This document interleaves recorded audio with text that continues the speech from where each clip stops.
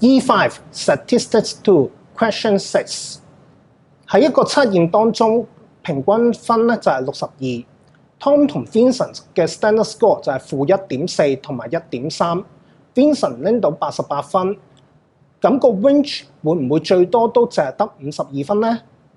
由呢條題目圈出嘅資料可以睇到 ，Vincent 拎88分，而個 mean 係62分，所以相減再除翻佢嘅 standard score 1.3，我哋就可以得出呢次測驗嘅 standard score 就會係20啦。而由 Tom 同 Vincent 相差嘅 standard score 1.4減負1.3，最後再乘以呢次測驗嘅 standard deviation 乘20之後，我哋就可以得出 Vincent 同埋 Tom 嘅分數相差係54，所以比起原本話呢個 range 係52嘅為大，所以呢句 statement 係唔正確嘅。